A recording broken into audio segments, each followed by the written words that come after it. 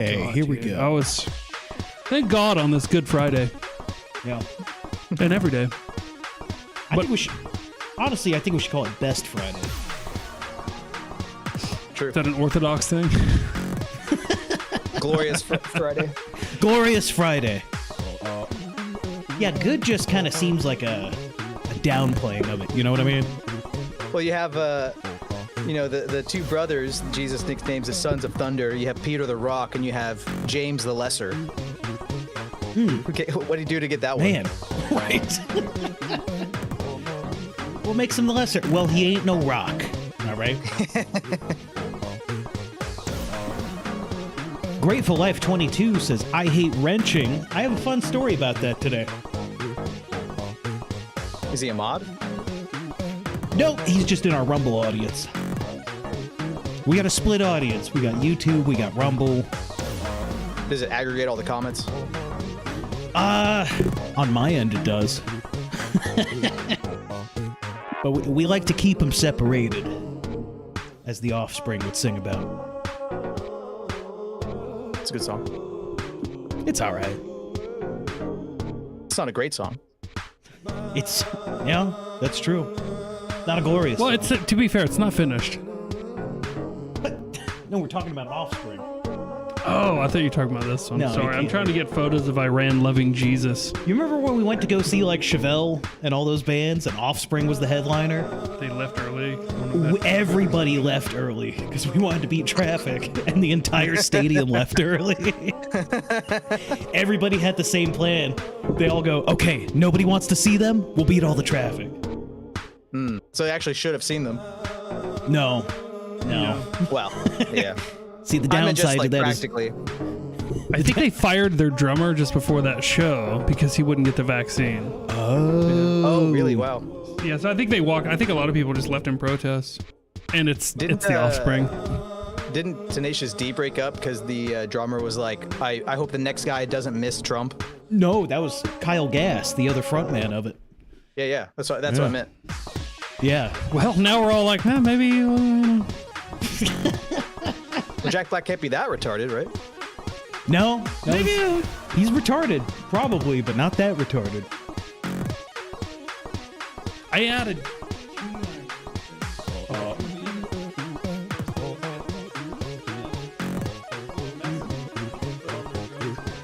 I find them very Wow.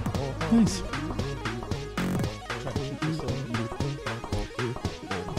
I tried to find this one. Maybe Dawn could find it for us later, but it's comparing the Quran's version of Jesus to the Bible's version of Jesus. And then we'll fill in the blanks of the Jewish version of Jesus and just see who comes out on top. Okay. So you'd go from Jesus, Aryan Jesus, to boiling in hell Jesus? Boiling in human excrement, hell, Jesus. Yeah. Yeah. I learned a lot about the Muslims and their reverence of Jesus, by the way. Yeah. I was already rooting for him over Israel, but now I'm all in. Yeah. Sure, our religions aren't compatible, but that's not the point. The point is comparing. Yeah, I still can't stand Islam, but I'm no fan. I'm gonna have to preface that. if you put me in like a jigsaw trap scenario, it's like trust the Jew or trust the Muslim. It's like, well, I really got to think on that one. I'll really let the clock ride on that one. See, I don't know. I can make an argument either way because the Jew is going to try to parasitize you. He's going to try to bleed you dry. They're not often trying to kill you, but, Muslims, when they're doing that Jewish stuff, it's like, let's, don't lie or lie to them and try to become part of the culture and outbreed them and then take over. But, I mean, historically, it's Right. been a lot of conquest. Yeah, but as white Christians, we could just say no, but we don't. I don't know why. It's weird. Yeah, but like I said, yeah, it was like a jigsaw Reformant. trap scenario. You gotta claim you trust one. How about this? We go, you know what? Y'all both seem like nice people. Fuck off. Here we go. You deserve each other. Yeah, I heard you got your own country now. You should go back there.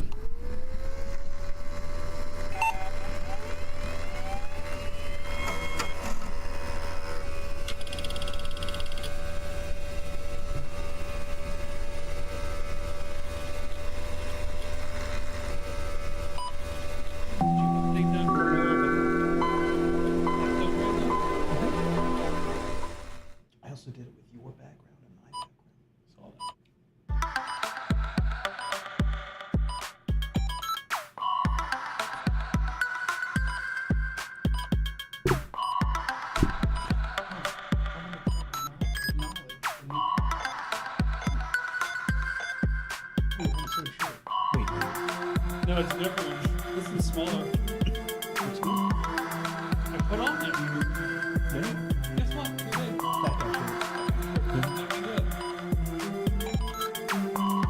That's different. This is my big brain. I imagine funny things are being said. It's really just music. Wait, can you see it? You can see it. I can hear it.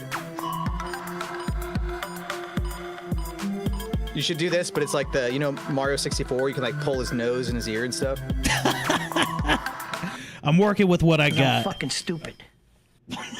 That worked out perfectly. That wasn't supposed to be timed like that. That's how good you're becoming, dude. It's just second nature. It's natural. I produce in my sleep now. I have dreams about producing. Is that why it's a little off? Yeah, I lied. It's actually just dreams of being on fire still. Is that why you always sound tired and hoarse from screaming? Huh? Is that why you always sound tired and hoarse from screaming? And my you're on shoulders fire? are always sore from flailing in my sleep in pain. I'm thinking about getting a one of those bed-in-a-box mattresses that you order on Amazon. I'm finding some good deals, and they got great reviews, and I'm looking at between $300 and $400. Here's the problem. I go, well, if I'm going to update my mattress, I need to update my bed frame, right? Do you? I used to think no, and then I started shopping for those too. They have speakers and outlets and LED color changing lights and shit in them now, and they're like $300. I'm like, I can't say no to Wow. that. Yeah, dude, they're insane. It's like for a 14-year-old. No. Oh, my No, bad. they're not race cars. Although, could you imagine be. a king-size race car? Yeah. That voice you heard, everybody. Nick, introduce our guest, sir. Our guest tonight is a friend of mine. We've had many a conversation. He's an intelligent, good white guy. And he is one of the men behind Eternal White Boy Summer. Mr. WESFORD, everybody. Even that's going to get a copyright strike. That's going to get the strike. Let me go get a gun. I'll be right back. Oh, nice. No, I'm just kidding. You gonna get a That'll voting take gun? it down. Yeah, it's a Oh. voting gun. That reminds me, I meant to tell you, I saw y'all were talking about Tony earlier, and I saw where he had made a post on X, and I guess we follow him, so I have to see that stuff. Yeah. I'm kidding. But yeah, he goes, man, apparently he got his buddy, was it Jay Dyer? Jim Bob. Jim Bob, made by Jim Bob, got a strike for a fake gun in the background. And It was a Ghostbusters laser gun thing. oh, geez. I didn't even know that. But I got to thinking about all the times you just point your gun at the screen and talk about voting with it. Yeah, it's funny. You made a really cheeky remark after that about voting guns. And Hello Listener reached out to me, and he's like, hey, man, I'm trying to be serious and reach out to YouTube. I'm like, okay. So and he's like, What a card. bro, what did you put on X? And I was like, I don't use X. That must have been Vil. And I deleted that tweet. Oh, it wasn't me? No, it was you. What did I say? You said something about, yeah, and hey, at YouTube, does that include voting guns as well? That'll get our stream taken? Oh, he bitched about that? What a fucking nerd. Well, I knew I didn't like that guy. Wow. Anyway, so I guess before we get too deep into this, aren't you doing a show with that same nerd next week? I'm doing a show with that really cool guy, excellent music producer, Hello Listener. And yeah, we're doing a show called Heel Tony. And it's going to be Oh, Heal. yes. Okay. Yeah. I got it. Yeah. So like Kill Tony, but we're probably going to be a little less rude. And yeah, if anybody's got stand-up material, you get 1 minute, call in. You will be rated by 3 judges. And I believe all of them Italian. Take that for what you will. How are they going to do the phones? Is it a number, like a Google Voice thing? And I'm asking because I want to figure this out. I want a hotline where people can call in. That's a good question. And my answer? Don't know. Probably Discord. Probably Discord. Yeah, probably Discord. That's Well, if that's what we got to do, that's what we got to do. what we got to do. I'm over it. You know, I was did a lot of thinking today on the show, and I'm ready to mature on this show. And I'd like to have a company paid for lunch meeting with you sometime soon to go over all these things. Oh, yeah. Guys, we're getting serious. What are you thinking, Chili's? Yes, here's why. Okay. Last time I went to Chili's, I totally blew it. Yeah. Right? Not only at Chili's, but also at home later. Because I wanted to, okay? I'm not going to lie. It sounded awesome. But this time I go, I could just get the wings. Duh. You could just get the wings. I don't have to eat chips. Yeah. And you know what? If I do bad in front of you, you can look at me disgusted and it'll continue to motivate your great diet. I'll just do a shot of ranch. How's that? Exalted Patriarch, sends $2. He says, Dr. Tom's Hillbilly Magic, your wife will love your meat and shit. We got to touch on this. We do got to touch on this. They are an official paid sponsor of the show. Now, sadly, I have an update on the site. So Dr. Tom himself had to call, I believe it was Square, and he got really, really mad at the Jeet on the phone and cursed him out. Some profanity was exchanged, and he is banned off Square. But they are building the site on another platform now. So coming soon, we will have a link to buy this soon. Dr. Tom's Hillbilly Magic. Your wife will love your meat. I was talking with Tom and his lovely assistant. I think I could say her name, Kim. Yeah. And I was talking with another investor today. I won't say his name, silent partner. And I reassured them that, hey, when we do this, when we get our first official show sponsor, we're going to do it up. Let me go over this. It's going to be in the description. There's going to be links to this product. We're going to do the QR codes right there on the screen. So if you're motivated, you can do it. You can just point your phone at it. Order this stuff. Now, why am I saying all this? Because I like the idea of sponsorships, obviously. And I feel like this is going to be the perfect premise, the perfect introduction to it. And we're going to nail it. To show others how we would promote a product. We're going to nail it. And then we're going to open these sponsorships up to other people. And you, believe me, you can put anything on it. Even if it's a joke. Hopefully it's a joke. And it's really crass and racist. And we will promote that. We'll promote it.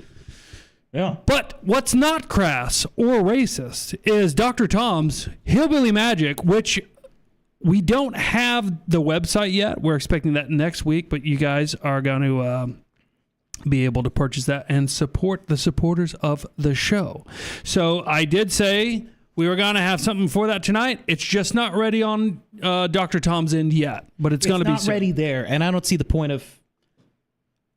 No, this ain't a jab at Dr. Tom or anything. It's just, let's wait till the site's there so we can start throwing links, full promos. And I just had an idea too. Once the product's fully ready, the site's fully launched, we do a Dr. Tom's live show. Live cooking show. Oh yeah. Or we go to Dr. Tom's kitchen himself. We'll call it Dr. Tom's Kitchen. Dr. Tom's Kitchen. I don't know. That's lofty. Because then other people are going to expect that too. Well, am I going to come on the show? What? No. Hey, when are you guys doing that? I don't know. Next year. I don't know. I say we just get him in studio. I think he's enough of a character that's just going to... The products are going to fly off the shelves. We'll trade out my desk for a flat top grill. Let's just put a charcoal grill in here. Why not? Why not? I don't see a problem. Have you seen those videos of Filipinos doing covers of Seosin while they're cooking hibachi or whatever? Yeah. Just do this. Doing a podcast got to be easier than freaking singing post hardcore. I saw them doing. I think I saw them do a cover of. What's that Slipknot song? I push my fingers into my eyes. I'm trying to think of that version. Duality. What's that other one they do? Sucking penis? Sucking penis. Yeah. Okay, let's make this a show where we integrate our guests, and we'll start out with what the title says it's about. So, it's Good Friday. Happy Good Friday to all those who celebrate, and to those that don't, still happy Good Friday. Yeah. It's come to my attention, right, that Iran, the evil empire in the Middle East, has started writing curious messages and literally plastering messages on their missiles and Shahed drones. What's a Shahed drone? I'm probably saying it wrong, but I believe they're manufactured for about $25,000, and they've made our billion-dollar warships obsolete. What are they writing on there? Well, they're writing things in favor of Jesus and anti-Epstein, and things that are saying basically like this rocket is going to be launched in memory of the victims of Epstein. Just shit like that. And I'm like, first of all, maybe they're serious, maybe they're not, but that's some great propaganda. That's some good propaganda. Mr. Westford, have you heard anything about this Iran launching missiles in the name and memory of Jesus Christ? Yes, just about 10 seconds ago when you said it. Perfect. So you don't have any take on this yet. That's fine. As soon as we pull up this, I want people to see what it looks like. And I kind of want to talk about, do we think this is legit? Is this the right one? That's one of them. Yeah. That's one of them. I'm looking for the other one. I saw it earlier. It's right. It should be right above or right under that one. That says, when the angels told Mary, God has chosen you, purified you, and given you distinction over all women. Well, now, as Orthodox Christians, revenge for all Christ's suffering is also at the bottom. Yeah. Wow. So these evil, dirty terrorist Muslims are acknowledging the sanctity and holiness of Mary, Mother of Christ, and I think that how does Israel feel about Mary? Not Christ. We won't get into that just yet. I don't even know if they acknowledge Mary. The only thing I know is in the Talmud, doesn't it say that she's a whore? That and Jesus' dad is like a Roman soldier. Oh, that's right. Oh, yeah. That's right. Greatest Ally says to their Christian funders, the United States, that Mary was a whore.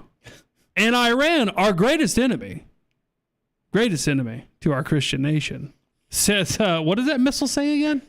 Oh, I want to read it. I don't want to get it wrong. Yeah, let me revenge for Christ's suffering. And that was this. Yeah, there we go. When the angels told Mary, God has chosen you, purified you, and given you distinction over all women, this rocket is for you. In revenge for all Christ's suffering at the hands of potentially America's greatest ally. So I want to clarify here. I am not choosing religious sides here when it comes to Muslims versus Jews or anything. I'm simply pointing out that maybe people should be aware of how Iran feels about Mary and Jesus. And also at the same time, how Jews and Israelis typically also feel about Jesus. And I just want to have people do a little mind exercise and go, maybe we're not being told everything. Maybe they're not being honest about both sides here. And this isn't like an ecumenist take either. Ecumenism is... Thank you for knowing you have to define that. I appreciate it. Yeah, absolutely. Ecumenism is what the Catholic Church does when they say Muslims and Jews worship the same God because they call him God. Right. Well, I mean, that's a quantifier shift fallacy. Right. That's the quantifier shift fallacy. That's saying like, if you have a mom, I have a mom, therefore we have the same mom, right? It's the same thing with they believe in God, I believe in God. It must be the same God. And I think ecumenism is like a way to think. If you know what perennialism is, that's like all paths lead to the same conclusion. They all lead to God. Hinduism, that's like if you close your eyes and we're all kind of blindly searching and God is this giant elephant. I'm touching his little hairy tail and you've got his fingernails and you've got the big trunk and we're all really coming after the same thing. That's perennialism, and ecumenism is just a microcosm of that within Christianity. 1 second there, Mr. Westford. Me to that rocket and pointed at Tel Aviv. All right, we got a Rusty Bungus. Yeah, we got Rusty Bungus Welcome, sending Rusty. us big $5. Let me get the Once again, I don't have Stream Elements pulled up because, well, oh, come on. I'm fucking stupid. You like that? That was beautiful. I'm already using it. Oh, I'm sure it's funny. Not even logged in. It's just Joe Pesci saying, "'Cause I'm fucking stupid." Well, I can't get to the dashboard right now, but yeah. What was Mr. Westford saying? And by the way, am I saying this right? Well, is it Mr. Westford? Mr. Yeah. Westford. Okay, Yeah. just wanted to Well, I was double just check. saying we weren't talking about like ecumenism and like, you know, which one is closer to Christianity, just which one respects it more. You know what I mean? But Correct. yeah, that was a Right. great You're saying that explanation.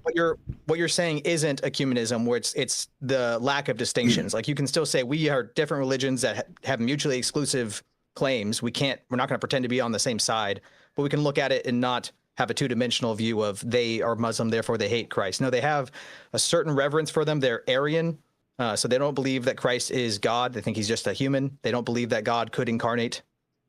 Right. Right. I have read that they call him a prophet. Now, there's a thing, and this is unverified, right? And I don't have it in front of me. I'm hoping Don can find it. It's where somebody took the like quotes from the Quran and quotes from the Bible and just put them side by side. And I never knew that there was such reverence for Jesus or Mary or, you know. And I'm gonna be honest. I was a little moved because I'm always moved by positive things about Jesus and Jesus' word and everything. If I'm being honest, so I thought that I was taken aback a little bit. I didn't know that there was, you know, this close to the same amount of reverence, let's say. But what was the writing on the drone? I did want to touch on Yes, that. I've got the drone here, but first I've got Stream Elements pulled. Oh, okay. Let's do that. I don't know. I got to relog into everything today. It's friggin' oof. Anyway, Rusty Bungus with the big $5. There's my explosion. He says, "Strap me to that rocket and point it at Tel Aviv, baby." Yeah. From Okay. your mouth to God's ears. So let me get that other one pulled up real quick. I've got that right here. Here, I'll zoom in on it more. Sorry. Let's see.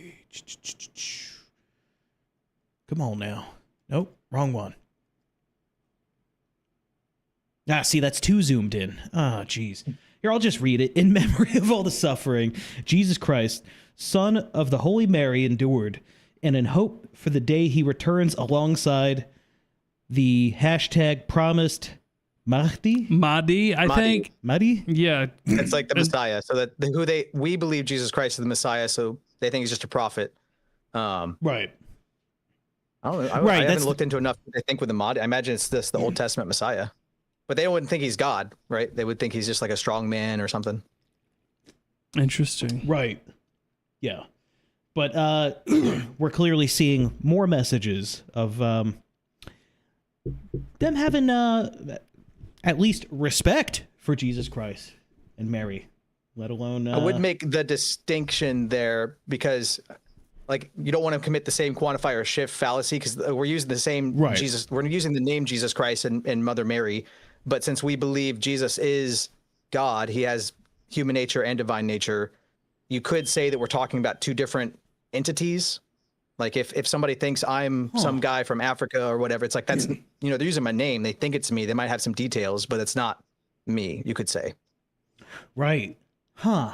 So if I were to say Jesus is boiling in human shit for eternity, where would that fall on the quantifier thingy fancy word you said? Yeah, I mean, I would say that objectively, from my position, which I think is objectively true, Jesus Christ is at the right hand of the Father. So if you're talking about a Jesus that's boiling in a pot of excrement, that ain't my nigga, you know? Right. Oh, if you're the one talking that. Okay, Right. I got You're it. talking Yeah. about two different beings. Yeah. Anyway, that's our number one enemy right now. Did y'all notice that Trump did a speech Thursday night? It was at, you don't have to pull it up or anything. It was on Thursday night. And man, that feels like 2 days ago, but I guess it was yesterday. Just yesterday. Wild, man. There's a lot going on. And he really didn't say anything, and it was late at night. I think it was 9:00 Eastern time. And He just did sort of a chill stream. yeah, a chill yeah, broadcast. and I didn't know this, but the markets are closed on Good Friday. Huh. So whenever Trump is about to just step in a big pile of steaming shit, he does it on a Friday, but he was able to do it on a Thursday because he just doesn't want to affect the market. Because I don't know if y'all knew this, but the Dow Jones was up to 50,000, guys. Everything's fine. It's fine. He wants you to know that your gas prices, yeah, they're going up, okay? But so's the stock market. Not right now, but it's going to be fine. Oh, by the way, inflation is 0. There's no inflation. It doesn't exist. Oh, and we totally, absolutely, unequivocally won the war that we don't call a war in Iran. They're decimated. They've got no air force, no navy, no government. It's total regime change. It's a hellscape. It's destroyed. And we're going to keep bombing them, even though we won, and the And straits. keep sending troops Yeah. over there. you know? Until democracy is deployed, we will send more missiles. Yeah. And also, hey, rest of the world, America's got plenty of oil. We've got plenty. We're not worried. So if you're worried about the war we started, closing the Straits of Hormuz, which is going to get you your fuel, your fertilizer, your helium for your medical devices, Trump just wants you to know, just take it over. It's there for the taking. We've destroyed Iran, even though we're going to stay at war with them. And I'm sure we will benefit the most from taking it over. We're going to benefit. We're going to benefit from this war. This war. That was We're going to benefit from all of it. That was the entire speech synopsized by me. It was 19 minutes, which was a bit curious because Trump usually goes on for over an hour every time, So I went to, now I'm going to personalize this. You ready? Yeah. I ran into town today to get some construction materials. And when I was coming back, I noticed the gas station I always pass at this one corner. I go, $3.49. Yep. Now, depending on where you live, you might have just gone, well, that's not that bad. Yeah. Oh, I want it so bad. But it was $3.17 2 days ago. And I go, oh, that's right. Trump gave a speech and it didn't work. Yep. Yeah, despite all the markets being closed and everything, gas is still really expensive. I don't know if Mr. Westford can say where he's at, but he could probably say the gas price. It's like $4.60. I live near Seattle. California sucks. Oh. Yeah, it does. Oh, but you're near Seattle. Oh, yeah. No, same coast. Same coast. Yeah. Same dog West shit Coast, problem. Best Coast. Yeah, Well, sure. Is it? I'm going to let him have it. I mean, it's pretty. It I'm not is. from here. I don't know. I've almost been here a decade. I'm like, how have I been here this long? I gotta get out of here. Where are you from, pal? Just south Originally. of Nashville, Tennessee. That's funny because everybody from Seattle and California are all moving to Nashville now and Austin. It's become one of the new hot. Nashville is like the new Austin now because Austin's been ruined because of you, not your people, but the people from where you're from. So instead of going back home, they're now going to Nashville. It's the latest place to go. You know why? Because they're just ruining the South. Well, the cost of living is cheaper. The gas prices are It cheaper. was. There's a lot more freedom, Yeah. For now, I was thinking about you moving back to fucking the South and everything's more expensive. I was like, oh hey, 5 years ago I looked like I could get like 12 times the house for cheaper. And I look now, Right. it's like, oh, it's not that much different. No, and then you're in the South. It's a Which is lot way hotter better. here. It's pretty hot. Yeah. My only complaint is the weather and That's it. more black people. But you can get away from them in the South, But Yeah, no, Oh, they're food. still They're white like, there's not bastions. food up here. People don't know how to eat in Northwest, dude. Food's awful. What's I find that kind of shocking. Is it just because they don't have like Southern staples? Like I'd imagine being up there in the Pacific Northwest, there's probably a lot of like fish, Yeah, there's some good sushi and see, Oh, there yeah. you go. I would imagine that would be good, but it's just not the same as some southern fried chicken or barbecue ribs, some coleslaw, Nice sashimi. some hog maw. Get me some catfish. Yeah. Yeah. No, it's funny. You would think prices would go down with all the Californians, just all the West Coast people moving to the South, but no, it just seems to keep going up. Everything just... Yeah, when is California going to get cheaper from everybody leaving? Right. Like, You know, you think that would have to happen, right? when is everything going to get cheaper from importing all this foreign labor that we're told work for a lot less money? It's going to be good for our economy because the price of goods and services will go down. Remember that? Remember that? The price of construction, it's going to go down, guys. We're paying pennies on the dollar of what we used to pay American workers. Because the money saved on what we pay for those jobs, that's gonna Trickle down. it's maybe cycle, right? Like somehow it helps The water us. cycle. I got an idea. Right. I got an idea.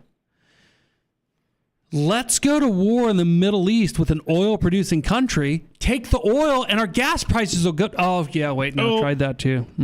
Have you guys heard that old adage? Strong men create wars in the Middle East. Good times create wars in the Middle East. Weak men create wars in the Middle East. Yeah.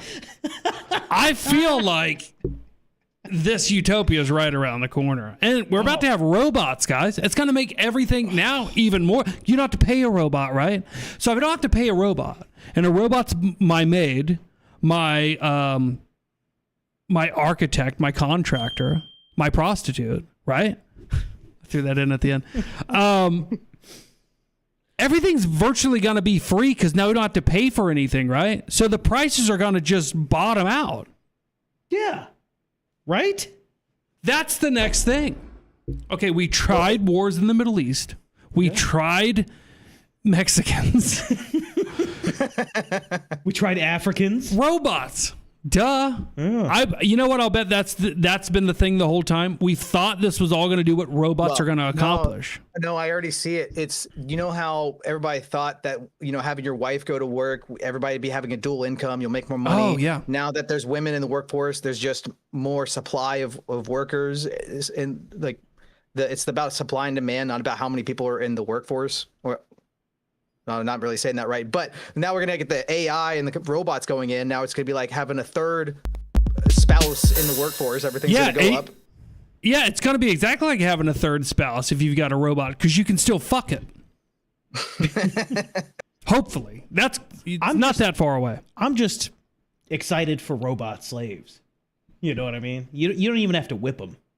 They whip themselves. And that's going to get that demographic. Darren, what's that demographic? Black people. What if that was a feature where you could and they would work harder as programmed in? I will threaten my robot slaves with like a magnet stick because like magnets fuck up hard drives and stuff. So what? I'll just, okay. Like a billy club, like a magnet billy club. Just what if you had clanker? What if you had 4 robots, right? But one of them was able to stay in like a special robot room. Ooh. A house robot. Yeah, and the other 3 were told what to do by the house robot. Yeah. Lady Honey Badger brings up a good point. She says, nope, you'll have to pay a subscription. Oh, yeah. Can't buy that robot outright, can you? And But the thing is, I don't know if you've used Claude or anything, but you'll have to tell the robot, you're a really good slave robot. Like, you're the best. You can do it. Just believe in yourself. I have a developer is helping us with a new website and app for EWBSX right here. And he's using Claude to do stuff. And he's like, move this thing to the left. And like totally F's up. And he's like, okay, pretend you're a expert PhD front-end developer. Move it to the left. And it looks amazing. Wow. I'm glad that you actually pointed that out. What's up there in your screen? What does OobSex do? OobSex does good. It's Eternal White Boy Summer radio, what I'm wearing. It's a production company. Me and 3 other Orthodox guys started late 2024. You can download the app. You can follow us on all the social medias. There's a podcast. There's Man on the Street, political stuff. The main flagship product is a 24/7, always-on radio that has a host, has a storyline with a villain and side characters. It's always playing bangers, white pill stuff that's going to make you laugh. It's going to make you think. It's going to motivate you, all that kind of stuff. And that's controlled by robots?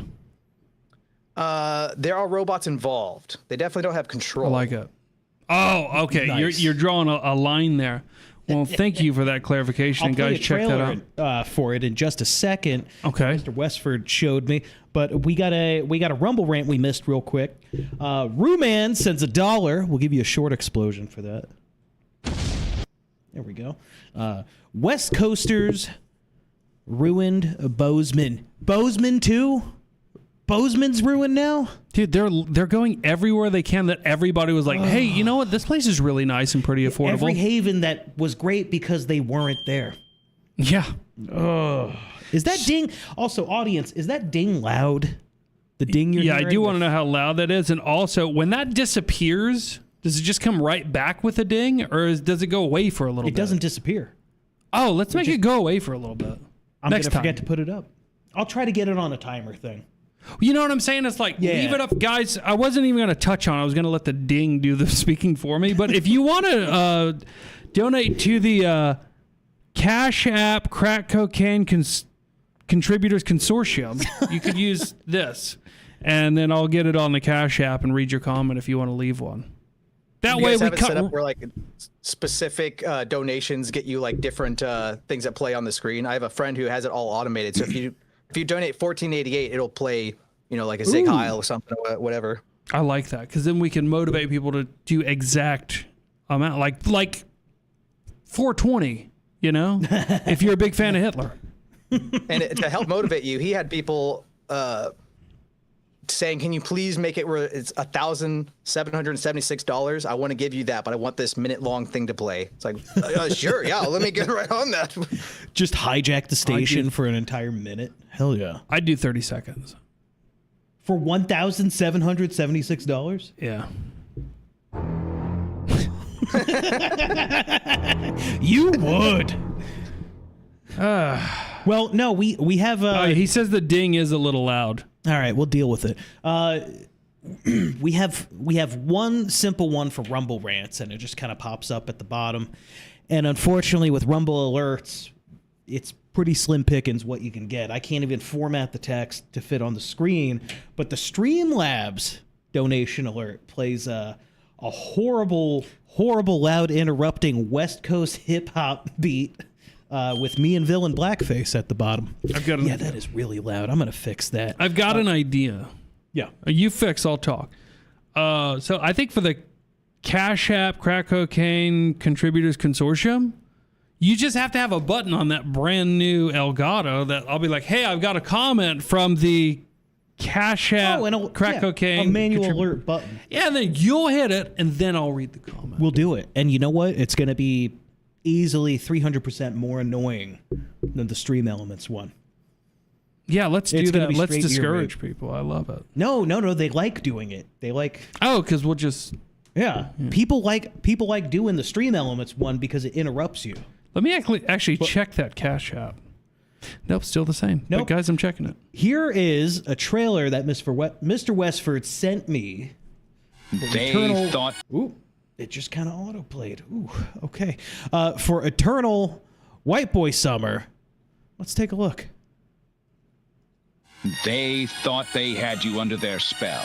But now you can have all the white pill power right in the palm of your hand. Introducing the Goyen, the Gamma Oscillation Yield Interface Module, your direct connection to EWBSX, the cyber bully, the only radio station that really gets it. It's peaty, it's high tea, and it's always playing bangers. Plus, you'll never be blackpilling again with plenty of high thumos sound bites and regular doses of timeless wisdom from the cyber bully himself. Available in 2 frequencies. Alpha mode for the untamed stallion, and family mode for sensitive ears. disintegrate the limbs, the grifters, and the subversives. Tune in to the sounds of Eternal White Boy Summer today on your very own Goyim device. EWBSX, the Cyber Bully. Radio for our guys. But the power of the Goyim in the palm of your hand today. Available for download on all Apple and Android devices. I love it. All right, I love it. That's killer advertising. I'm just finalizing my subscription here. Yeah. He wasn't even watching. I'm in. I just got your app. Oh, sweet. Awesome. One more listener. Yeah.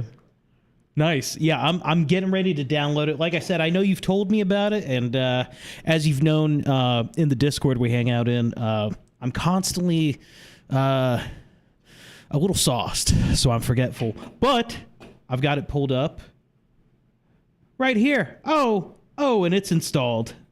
It's installed, Hell yeah. everybody.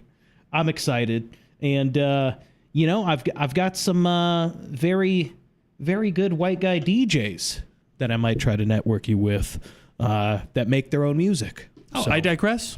yeah. Dude, he put out a playlist. My boy Mustachler, yeah. Yeah, he put out a playlist yesterday, and it started out with Johnny Cash and then went into Hank Williams, and it ended with like crazy techno shit. It was like over 2 hours. Yeah. And I just skimmed it. I didn't listen to the whole 2 hours. I was going to bed. But Sorry, I was like, Mustachler. this fucking just rolls into each other. Like, it just kept going. And I was like, this is awesome. Yeah. I would just want to put that on one day, at work and or on drugs and just ride it, just ride the wave. Anyway, I was very impressed by that. Speaking of drugs, it doesn't go to that. Oh! Bartholomew Rockwell tipped $20.88. Thanks for making Good Friday a great watch out. Friday. Yeah, that was a God good one bless right you, there. boys. I get taken down. Yeah, there's one right here, too. Bartholomew Rockwell with the big 20.88. Phenomenal. Thank you so much, brother. He says, thanks for making Good Friday a great Friday. God bless you, boys. God bless you, Bartholomew Rockwell. And thank you, Rusty Bungus, as well. Rue Man, Exalted Patriarch. You guys are great. Thanks for supporting us. We love you. And I like that you're going on the Great Friday thing. Let's go with Great Friday. Today's Great Friday. I just don't. Is that? Let me ask the expert of tonight's show. Is that Maybe Mr. blasphemous in any way to rename Good Friday to anything other than Good Friday? Like, is that not blasphemous? Is it disrespectful? What's your take? Well, Good Friday's next week, so whatever we call this Friday, What? it's for the birds. Oh, that's right. Yep. Yeah, so I could call this one whatever the heck I want. Let's say hypothetically, for you Orthodox folk, next Friday rolls around, right? Could you call it, without being disrespectful, Fantastic Friday, Great Friday? Good question. I'll ask my priest. I'll text him right now. He's gonna be like, "That's a weird question." Priest on demand. He's gonna say, "Hey, why you bothering me right now?" Well, no, I'll freaking text him like 2 a.m. He'll get right back to me. Oh, that's awesome. I feel like the most offensive Friday term is Black Friday. Oof. The real problem I mean, it's is appropriate though, niggerism. right? It's what? It's appropriate. I mean, you see what they do on Black Friday? Yeah, it's the worst seen of it. society gathers in hordes and chimps out. Oh, speaking of which, we've... Sorry about that. We've been introducing a new segment for the show, and we call it Guessing Game. And for Guessing Game, what we do is we'll put up a headline, or like you know how X will synopsize something that's trending? And it's just text, like you just read it. And then we try to guess who the perpetrator, who the article is about, who maybe the Good Samaritan is. We just try to guess who they are. That's the whole point of the guessing game. I'm sure Mr. Westford would want to play along, and we want the audience to play along as well, because we don't know the answers. Yes. We've had AI to where AI has done its computery thing. Yeah, this is one of our many new systems we have on our new studio computer that are working alongside our streaming software. We don't know the results of this, and you're going to have plenty of time to guess with us, Thank you for taking over the technical talk on that. I don't know how to. This is what I do. I press buttons and I explain the nerdy things. That's why you're here. I mean, amongst other fantastic reasons, which, by the way, great work. Just want to point that out again. Also, the stuff you've implemented tonight is fantastic. Also, why else am I here? Also, the sex appeal. Because I'm fucking stupid. When you're too kind to me, I was busy self-deprecating at that moment. I can say it again if you want. No, it's better than what you do usually. It's better than when you self-defecate, which has happened a few times. Yeah, I do that far more than self-deprecate. I saw that GIF from that scene in Casino where he goes, "'Cause I'm fucking stupid." But in the gift, his face is on the camera. So I went to find the clip because I thought that would be funny. Oh, yeah. And it's just the back of his head. I mean, the point still is made, but it was kind of false advertising in the GIF. I could find, if you want, and we'll get back to the guessing game in a second. If you want, I could try to find a clip where it looks like he's saying that, and then put the audio over. You know what? We got bigger fish to fry. You're right. Guys, this is the guessing game. Explain it one more time. So we read a headline, an article, or like an X trending post, and we try to guess who it's talking about, what it's talking about. Okay? So if you don't know, if you still don't understand, just follow along, and you'll get the idea. So audience, guest, we're gonna play the guessing game, okay? Is there a theme? Yeah, but I'm not gonna say what it is because it gives it away. Man blocks London tube escalator with outstretched arms. Okay, interesting. The 90-second video, which we'll play as the reveal, is from London's Underground, which they also call the Tube. I don't know why. Shows a man in a pink hoodie. Some clues. And bucket hat. I don't even know what a bucket hat is, so now I'm thrown off. Is that what guitar players wear? Terrible joke. Standing across with full width of the escalator, blocking the path amid crowds. It highlights Britain's custom of standing on the right and keeping the left clear for walkers in a hurry. A rule from Transport for London to ease rush hour flow. While many online called the move selfish and tied it to heated immigration debates, what? Is that another little clue? Others saw it as a minor annoyance or possible staged content with no word yet on the man's identity. I've got an idea. When they said it's just a minor annoyance. It's probably just a social media prank. Okay. I'm going to guess. Audience, you can type it in. Guys, in the comments. But I'm going to guess. From the clues, minor annoyance, cultural norms shattered and ignored, social media influencer. You combine all those three, I'm going to say a Japanese woman. Interesting. What's your guess? Wait, so this is not a famous person? This is just like, is that a type of person we're looking for? We're looking like a physiognomy check? We're looking for a type of person. Yeah, if you could categorize them, or her, if you could categorize them, just what type of, do you think they're a homo? Do you think they might be Canadian, a Floridian Jew, a Chinese tourist? Chinese tourist. Good guess. Okay, that's a good guess. I hate those people. I said Floridian Jew. I'm going to say Floridian Jew. Yeah, stick with that. Okay. They migrate south when they get to England to retirement. Yeah. But maybe this one is like, oh, geez, the humidity. If I walk up this escalator, I'm going to break a sweat. These curls, they can't curl anymore. Okay, so are we ready for I think we're ready for the reveal. reveal? Let's see if I any am of us shocked. are right. We've got some guesses in the audience too. Lady Honey Badger says it's a Negro. Interesting. Let's see what it is. Why would you assume that? There's a lot of types of Negro. I can't see it. Oh, nope. There's the main type. Nailed it.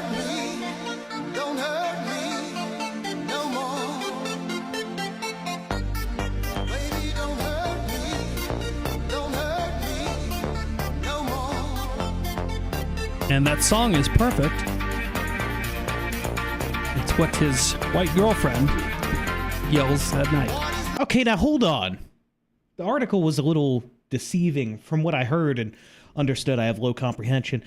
Is he really blocking people? Because the escalator's still moving. Well, if In my head, it okay, was so an elevator for some reason. what it Right. said Tube threw was me off. tube, Mike. Tube. Tuesday, isn't it? It's a Negro, isn't it? It's a Negro on the tube. Bloody bollocks, a mooly. On the floppy Someone move that steps. Negro. What's he doing here? Someone get this black bloke out of my way. But it does specify that it's customary in Britain to stand to one side so people can pass you on the right during rush hour. So this is like extreme. Like he did research to be No. an absolute Oh, well, pest. okay, come on. That would imply that they My researched. suspension of disbelief can only go so far. Yeah, I don't think that custom showed up in a rap lyric, which is the extent of their research. Okay, Well, so, big shock. Yeah, Big looks shock. like Lady Honey Badger got it right. And she also said holding back progress. Fitting. Wow. Wow. She's on a this roll tonight. really is the ultimate metaphor. She Well, just I think we got probably 10. wrung all the progress out of Britain that we can. I don't know if there's any more coming. Well, I don't know if this type of people is going to allow that type of progress either way. You know, It seems sort of halted in its tracks. Mr. Westford just said something that struck me. Yeah. Imagine how far it will be into the future before we start getting British immigrants into the country. But by that point, they're just this guy. It's just more blacks. It's like, oh, finally we're going to get some British people immigrating here. Oh, son of a bitch. You they're all what gone. Eurovision is? Yeah. Y'all know what Eurovision is? So That's I've the- got some good friends who were like center right, but they have a Eurovision party every year, and they invited us. And Sweden's So they're team homosexual. came out and no, they're married. They're trying to have a kid, but the Swedish team came on, and it was like 5 black guys doing a cappella or whatever. And I made what I thought was like a really mild joke, like, I've been saying all this stuff about the Swedes. I didn't realize I was racist. And they had their work friends there, and they were like, it was. I didn't realize that would make it a bad time. It's anything to certain people. It's just anything pointing out the obvious is very offensive. Right. Yeah.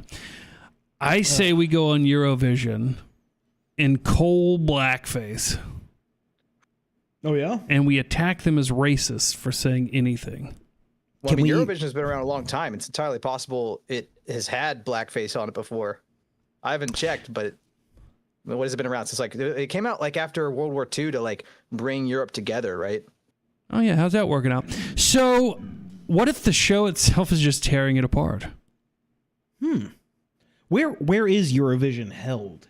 That's what I want to know. Sweden. It's in Sweden? No idea. Well, the bad news is if we showed up to Eurovision claiming to be the U.S. band or competitor or whatever, we'd probably go to prison. Yeah, if But the good news is Swedish prison is probably dope. Oh, It was held in Vienna, Austria this year. Oh, so they move it around like the Olympics for gay people. Oh. Like the Olympics. Get it? Man, I need a gay button. All I got is the... The fuck is going on with this thing today? What's your deal, man? I don't know. Hey, this reminds me. Yeah.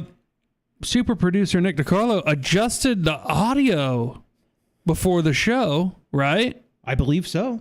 Did we sound more buttery smooth and bassy on this show? I did. I used an expander, and what was the other tool? Not a compressor. Maybe it was a compressor. Compression. Some sort of compression tool and an expander. We should be sounding much more bassy and a lot less high-pitched. So... Okay, good. I don't know. What do you guys think? Is the audio improved? Did I finally, after 8 years of doing this, did I finally get audio down? Please let me know. By the way, has that spilt over to me? Do I sound just as buttery smooth, or am I a little? No, I actually put a off? filter on you to sound much more nasally. we can't have you sound better than us. It looks bad. Sorry, buddy. Don says there was apparently a blackface controversy last year. Ooh.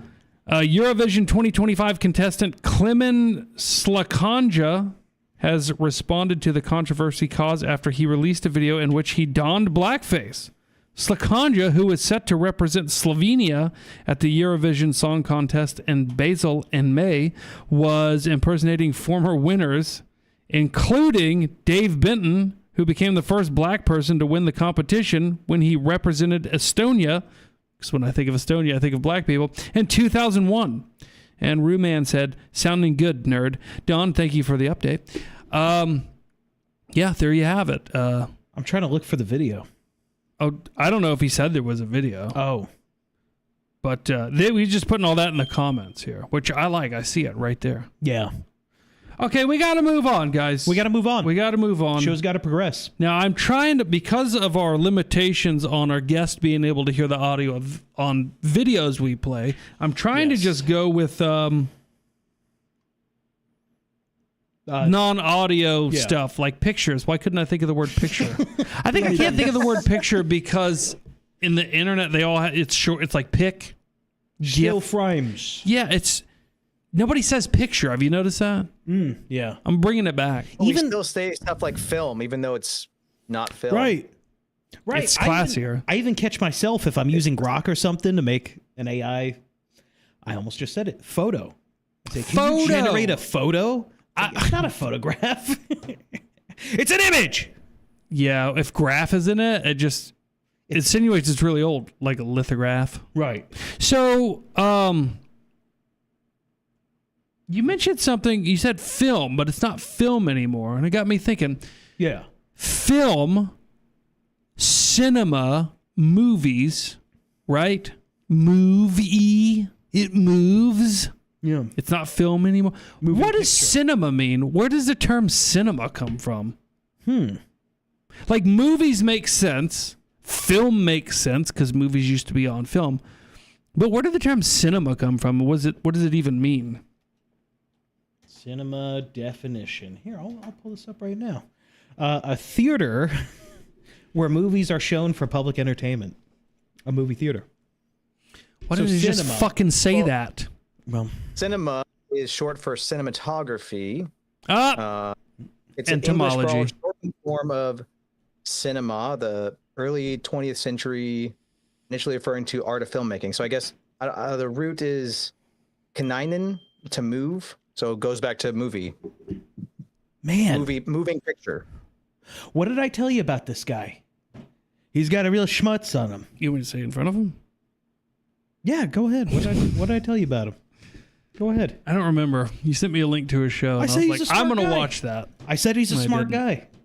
He sounds way smarter than me.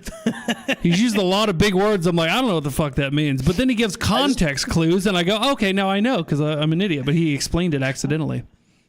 I just Googled it. Oh, damn it. That was it. I did too, but since you're not producing, it was a lot easier for you. Jesus. God. Google. Yeah, you know how to Google that? Huh. You just got to Google that, man. Put it in your phone. Google that shit. Google that shit. Yeah. Man. Bing, have you tried Binging it? You got to Bing that. Hey, why don't you go ask Jeeves, pal? Have you guys ever heard of Black Google? You know, there's Black Twitter and Black Facebook. You ever heard of Black Google? Is that incognito mode? No, it's just all the results you get when you're trying to find statistics. Oh. That makes them get it. It makes them look good because like Google won't tell you the truth. Yeah. It's black. Horrible joke. All right, next topic. Let's get into Bongino. I know we can do that. There's not a video. Oh, so I got Bongino 1 and 2. You know, people have started to point out that how fucking weird he looks. He's an odd one. Okay. Somebody says he looked like an Asian Mars Attacks alien. Yeah, he's got Robbie Bernstein. Okay, so I have a good friend of mine from prison, from in the Slammer. I've told you about my buddy Owens. He does really good impressions, but not of celebrities, just only of people he's around, and they're really angering. He's got a similar, like, whatever this part of the head is, like the temple. High jowls. He's got similar high jowls, to the point that when, like, we would eat together, me and Rockefeller noticed this, like, his whole head would shift with every chew, be like, and Dan Bongino kind of has that too. I wonder if they're related. It's like a new meaning to juice head. Juice head. All their steroids just wind up here. Oh. Yeah. Okay, give me 1 sec. I'll get this. So I know I don't have to preface this. Everybody knows what a piece of shit scumbag Dan Bongino is. But in his comeback, he just looks shittier and dumber every day. It's at this point, stereotypical, I sucked the administration's cock and then it ruined me. And now I'm going to come out and defend the administration against anything the administration hates. That administration being the Trump administration. Right. Right? And what do they hate? They hate people that want to get to the bottom of who the pedophiles are. Right. Hate that. They can't stand it. So he's been going after Thomas Massey and losing horribly. Now, before I get into how much everybody loves Thomas Massey, I do have to say this. Guys, Thomas Massey seems like a great guy. Probably the best politician in D.C. right now. However, he's not going to change anything. He's still a politician. He's still not telling people, vote the way we want you to vote. Us. Mm-hmm. I'm not going to say with the gun. I'm not going to say that. In office, he's the closest thing to our guy. But he's not our guy. But he's the closest thing. Yeah, he's the closest politician to make you think that if everybody else was like him, this might be savable and we can turn it around. But alas, he's the only one. And the one thing he's not saying is, for the MIT genius engineer that he is, he hasn't seemed yet to figure out that this isn't working and I'm never going to turn the tide. And I'm really just delaying the inevitable by giving people hope that this government can work. Oh, and Ruman sent $1 and says, it's Bongina. Sorry to interrupt you, Mr. Westwood. Thank you for the $1, Ruman. I think Thomas Massey's biggest problem is he's not Machiavellian enough. I think he is unwilling to bend on his principles in a detrimental way, because if you're going to try to go in the system and change it from within inside, you're going to have to play the game. It's not he's not a revolutionary, right? So he's going to have to be Machiavellian. I don't think that's in him. Well, the problem with changing things from the inside is it's never going to happen.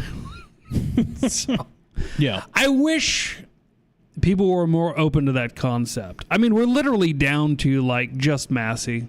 Sorry to interrupt, but think about this. Before Massey, remember we had all-stars, guys. We had the greatest of them all, Donald J. Trump. Oh, remember? Yeah. The biggest... First-term Trump. Yeah, biggest, best, baddest motherfucker of them all. He put in that... Kash Patel guy. Remember him? He went on all the podcasts saying this deep state's gonna go down. He put in Dan Bongino, conservative, super popular radio host that was also in agreement with draining the swamp. Oh, yeah.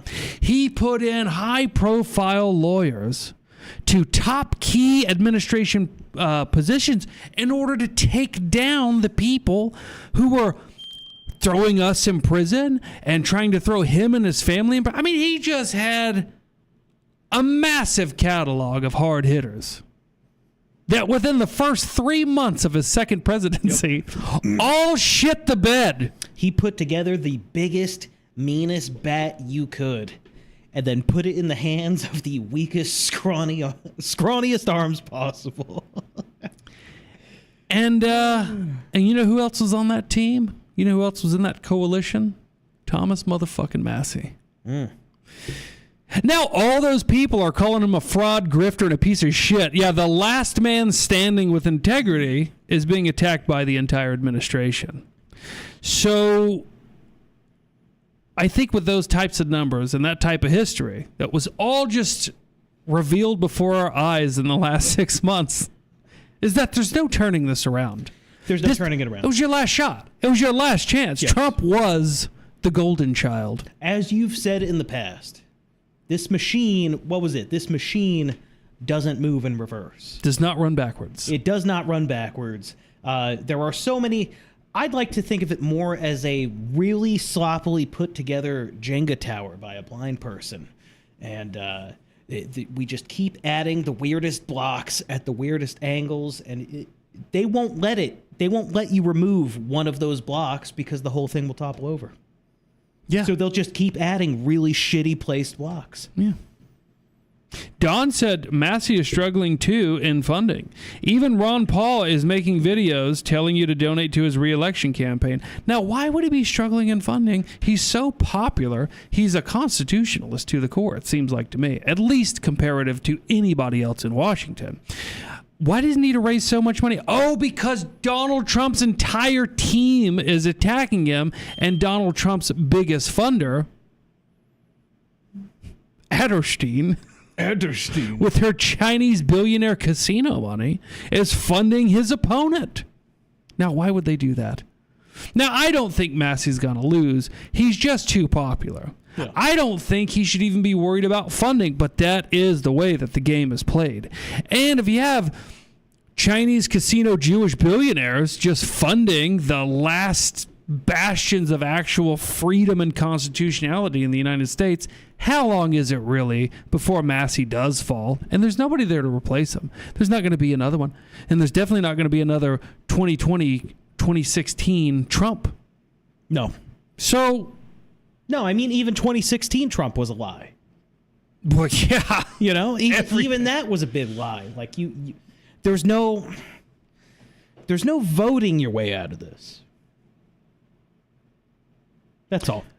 Do you want me to pull up the tweet? Well, I did want to touch on Mr. Westford. He had a message of hope, I think it sounded like, and I don't want to just railroad him. What were you saying about... Massey, the current state of politics, and getting people on the inside to really turn things around? Do you think that that's still viable? I mean, I go back and forth in my head, and like, my critique of Massey would be that he's too much of a constitutionalist. That he's, I'm not a libertarian, and so those would be kind of what I would think for him if he wants to enact change. Like I think it was, gosh, I just lost his name.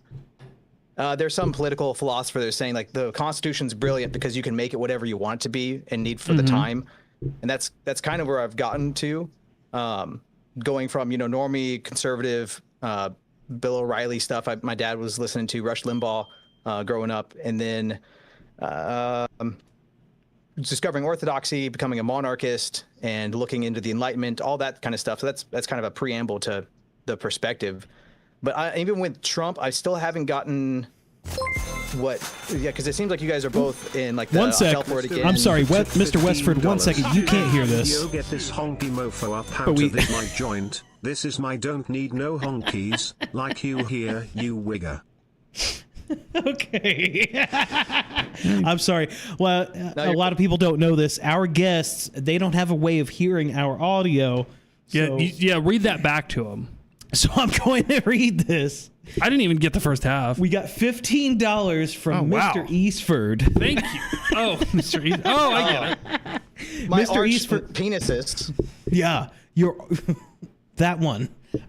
He says, "Hey, yo, get this honky mofo up out of here. This is my joint. This is my place.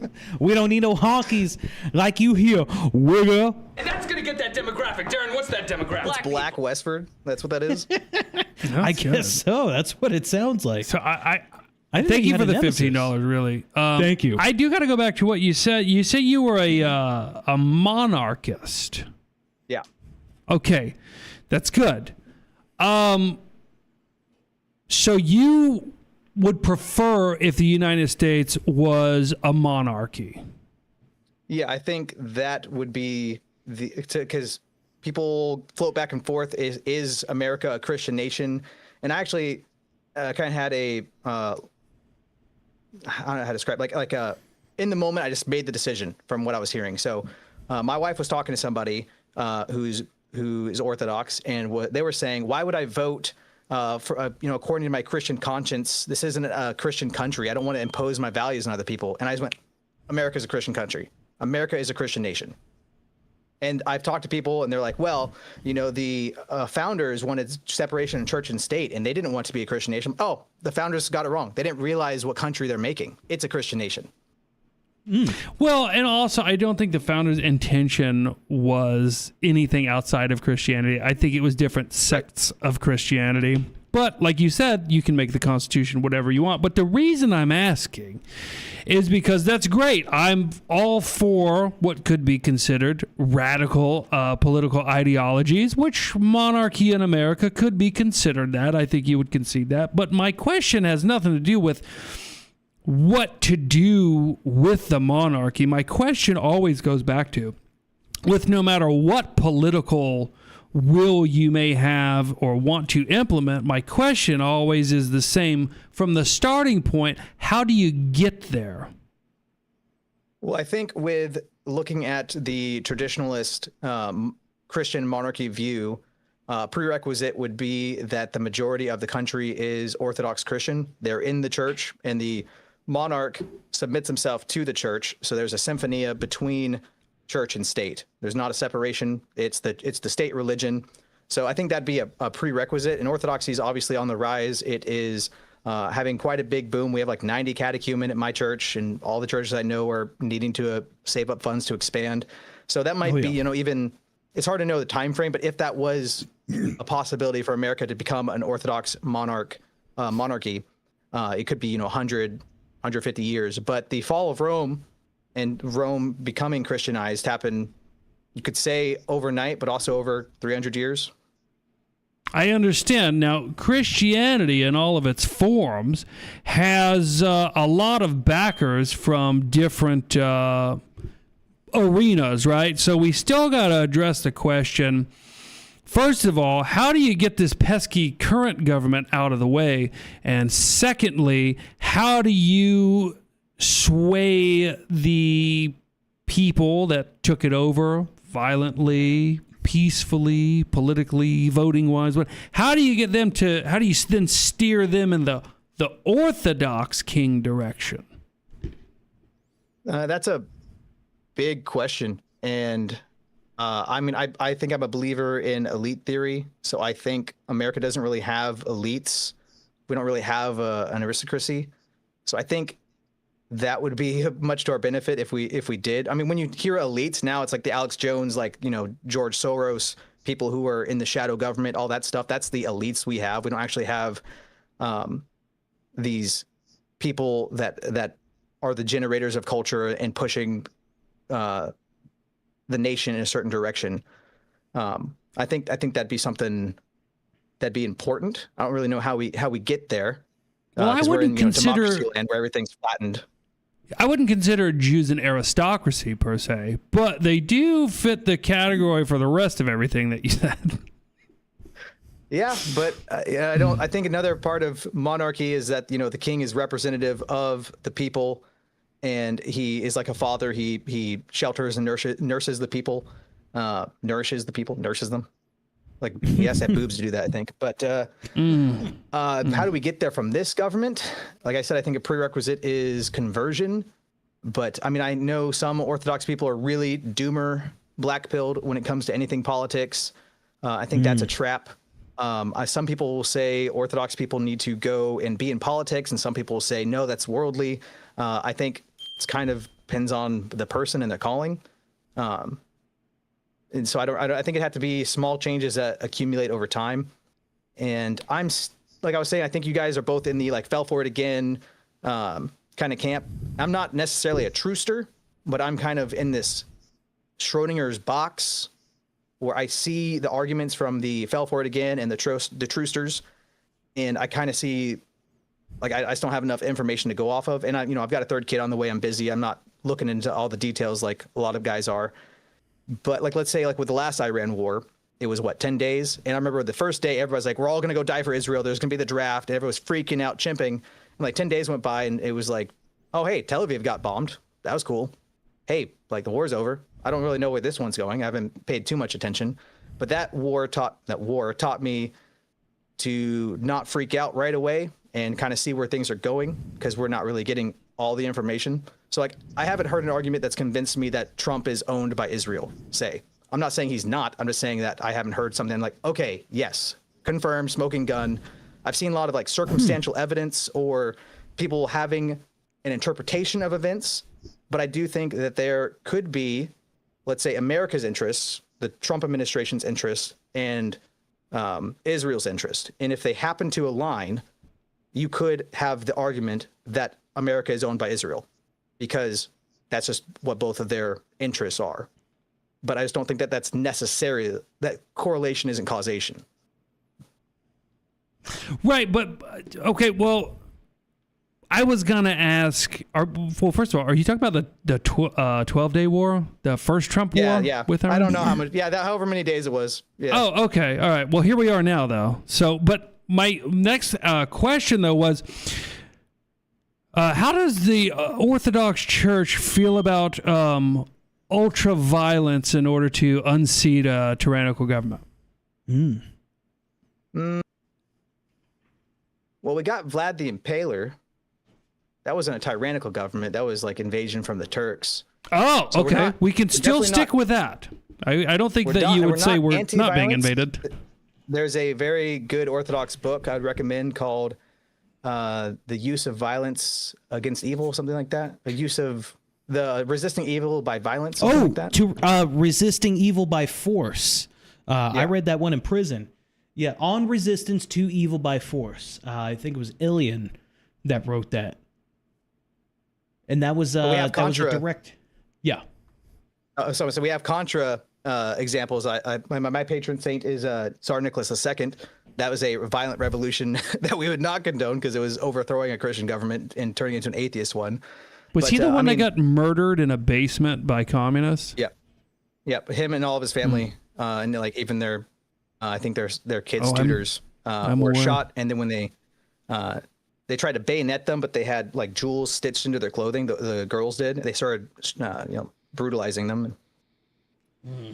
So violence isn't off the table, is what you're saying? Definitely not. Okay, good, because that's step one. Just let you know, if you want your monarchy, that's step one. And a lot of people don't know this, but just like those communists that murdered the Tsar and his family, that's always step one, folks. It's not at the ballot box. So if you want change, whatever kind it may be, you just got to be more violent than the other people. Now, it's one of the reasons I wanted to bring Mr. Westford on was because I was saying this exact same thing in a Discord we hang out in. And, the question is, if it will happen, when will it happen? And one of the things you mentioned to me, you asked me, Mr. Westford, you said, you ever heard of the white dormancy theory? And would you mind explaining that? I have always preferred the black doorman. It just feels better when you go into the hotel and he's like, yes, sir. Come on in, sir. The real problem. Nope. All right, sorry, go ahead. So I was seeing a couple videos of people talking about white dormancy theory. I hadn't seen it in a couple months. I went to go back and try to find it to, research for this. And I saw the video, and I saw a couple videos that were different people, but they were saying like an exact same script as that guy. It made me go like, is this people just like copying content, or is this like some, I don't like is there a psyop for my guys going on? What's happening? But the theory is it's kind of like good men, good times, that kind of thing, where white men create the civilization. It's real good. They get complacent. They're really nice. They let the outsiders in. Hey, come look at my stuff. Like, what do you have? Oh, that's cool. You can stay here. And then things get worse. And then at a certain point, Hitler arises, and you just see that, like, they bring up the Napoleonic War. They bring up Rome and all these different examples of white people just going, it's enough and is enough. We're going to go conquer, do whatever we need to. We're going to establish things again. And then you'd have another 50, 100 years of cool ass shit. So where would you say we're at in that cycle? See, if you ask my friend Matt Erickson, his thesis right now is that people are always saying that America is collapsing, that we're at the death of an empire. His thesis is that we're at the inception of the American empire, that this is actually like America coming into its own. So I've thought about that a little bit. Where are we in that? I mean, I definitely think we are in a lot of white people are waking up stage. I mean, I've been reading this little thing right here. Never read it before.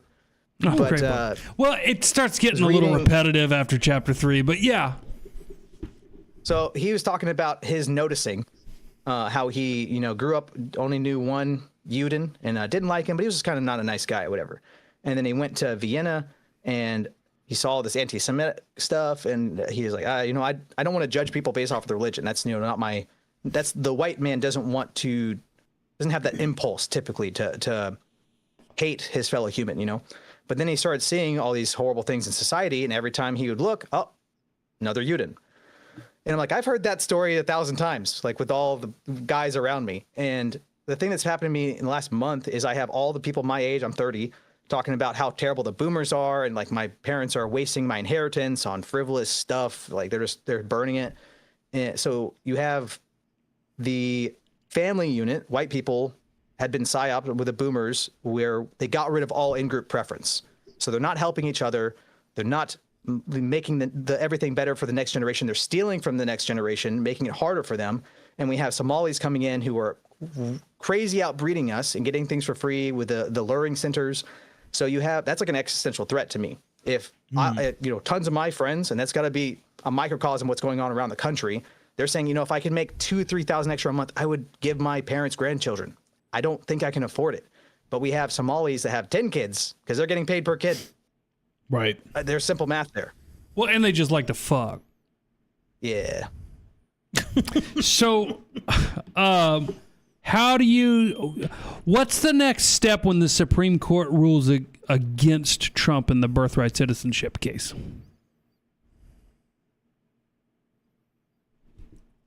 I don't know. I'd have to think about that. I don't have an immediate reaction. My theory, and this is going to sound crazy, is that it's going to be just like it is right now, and it'll just keep happening until you're gone. Do you think, Nick, have you heard about the Supreme Court finally hearing on April Fool's, ironically, the birthright citizenship case? No. Yeah, they heard it. Trump was the first sitting president to go to the Supreme Court for oral arguments for the birthright citizenship case. Is it against anchor babies? Yes. I'm guessing it went bad. We'll never really know, because you know how the media we see is like, Trump stormed out shortly after it started. So he got up and left. He was probably busy, got a phone call. He's like, hey, Tel Aviv got hit again. We need your attention to this matter. So Trump left. Who knows why? Bondi was there. Bondi's just been fired, right? Oh. The ironic thing about this being heard on April 1st, also known as April Fool's Day, is that it might actually be decided on Independence Day. Oh. And I think that would be fitting. Yeah.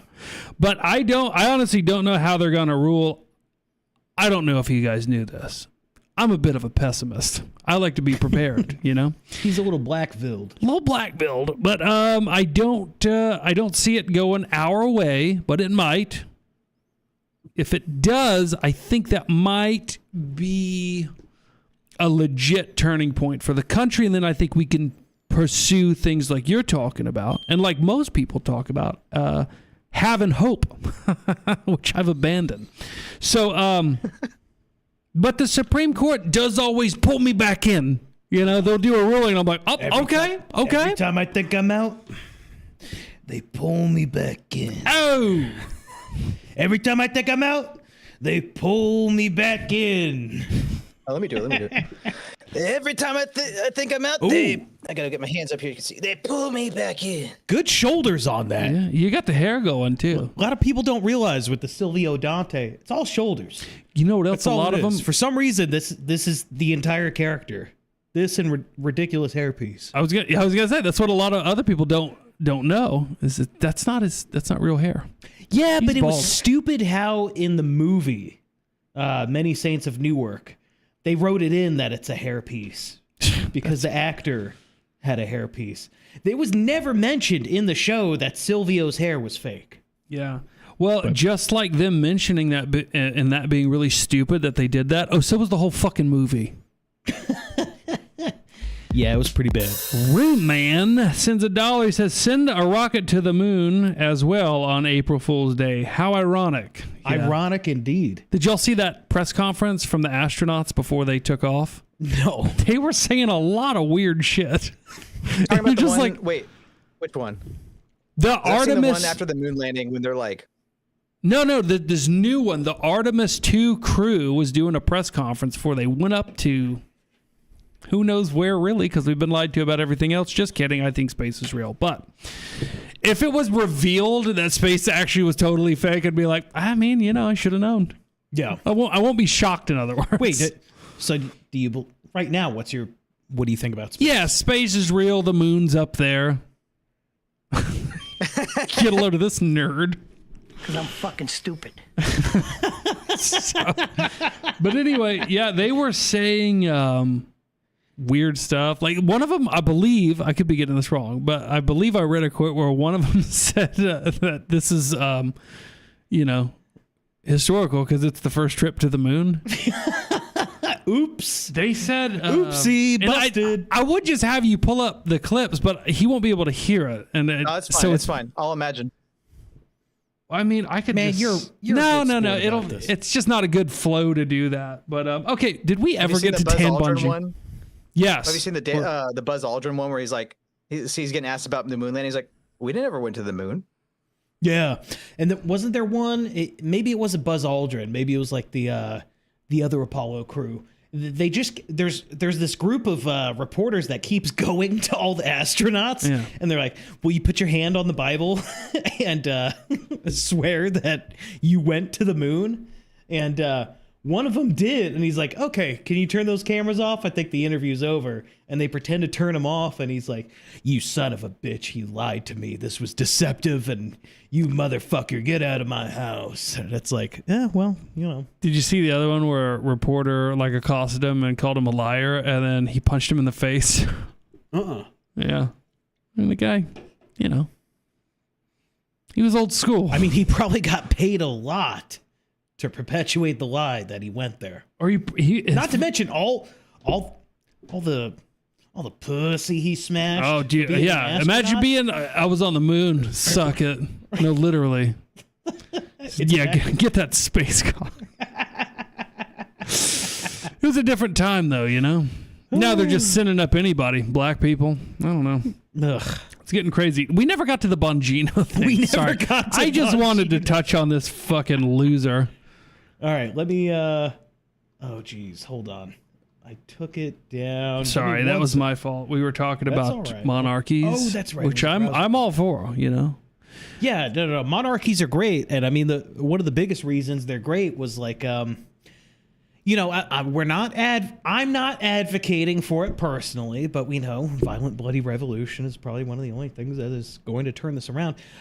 It's a lot easier when it's just a small royal family and not thousands upon thousands of corrupt politicians. And those are just the figureheads that you know about. Exactly. Right. Yeah, I like How are you even going to know that you're cutting the head off a Hydra? Right. Yeah, I like the idea of a monarchy. Or, fuck that. That would imply maybe a queen, too. Let's just stick with a king, okay? Oh, Not a British Donald monarchy, right? Trump tipped $20. I knew Oh, it. it's down. I knew Donald Trump watched this show. Thank you, Donald Trump, for the $20. I get a little bit of money back from that Trump coin I lost my ass on. I would do like an impression of Donald Trump. It's not a great one, but it's covers the bases like everybody else's. There's not really a message. It's just a period.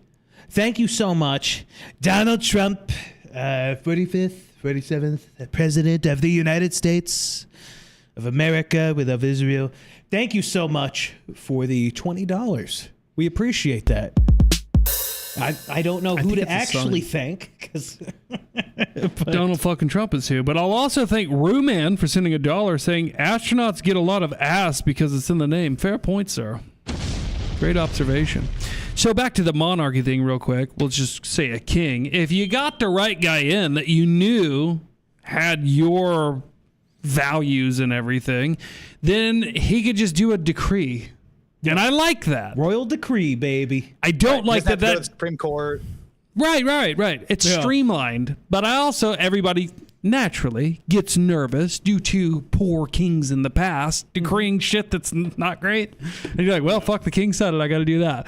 That's okay. We just got to select that person very well. And the best way to do that is murder every fucking person before him when we overthrow that government to install the king, just to let them know, hey, fuckface. If we did it to all of them, we can do it to the one you. We put you in, and we could take you out.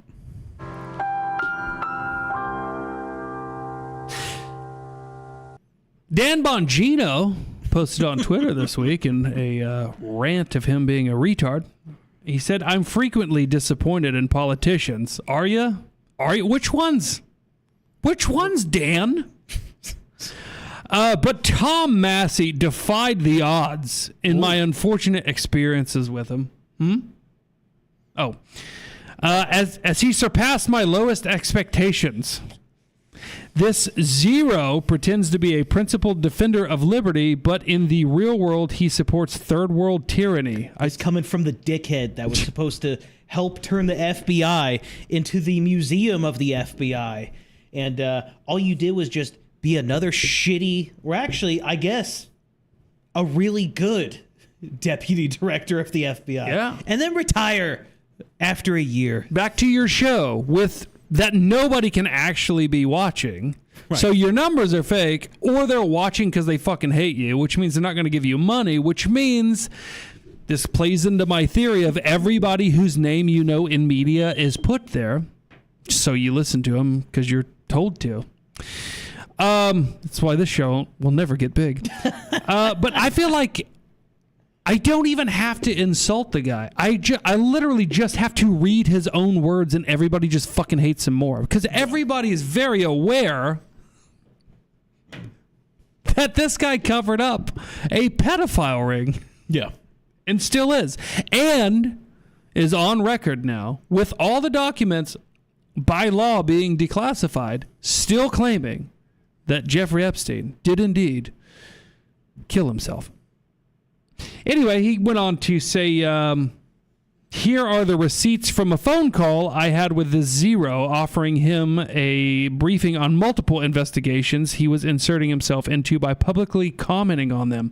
Rather than affording the subjects of the cases their constitutional right to due process, Massey chose to waive off the briefing and litigate it on X for clicks. Notice I tried to call him back, but he wasn't interested in facts. Before we get to that part, did you know that when you talk to the FBI, even in a briefing, they can use that to prosecute you later, which they did to a general one time. So Thomas Massey was smart, and he goes, I'm not going to a fucking FBI briefing because I'm smart and I'm not stupid like you, Dan Bongino, and I know that you'll have a history of using that to put people in prison. Yeah. Because the FBI, you're not allowed to record, 1, a briefing, 2, an interview. Do you know what the FBI does when they interview you? They take notes. Yep. And those notes are evidence in a court of law. They are admissible in court. They're notes. Smart move, Massey. Yeah. Hey, this is a politician. This is a congressman that don't talk to the feds. right, what else? Let's keep going because this winds up in an interesting place if we keep reading. It's also of note that I never heard a single word from Massey during the process we engaged in to release the Epstein case talks. I'm just going to let that stay there. This process played out in media everywhere, and yet Massey never reached out, not once. It's almost as if he wants to be a moron, as if ignorance is bliss for him. I'm horrified. Anyway, here's the evidence, the receipts, if you will, as the young people say, where he tried to contact Thomas Massey. Now, on Dan Bongino's phone, it says it's at 2:11 p.m. 3 calls. 1:36 p.m., so on and so forth. Well, Massey responded to this zilch loser that he didn't need to with his own receipts, showing that he received those calls at around 8 in the morning, which is weird, right? It's a strange time discrepancy. Nobody denies that the calls were made, but the internet sleuths that, are everywhere, they decided to try to figure out, well, if Thomas Massey received that phone call at 8 o'clock in the morning in Kentucky or D.C., where the fuck was Dan Bongino where it said he made the call at 2 p.m.? Can you take a guess? Ooh. Was it there? Was it there? Do those times line up? Mr. Westford, would you like to take a guess? Let me hide my wallet in my. Yeah, get it out of there. Don't sign anything. Yeah, I'm not. I don't even want to touch a pen. Yeah. Do the times line up? Well, let's see. Let's go to Thomas Massey's response first.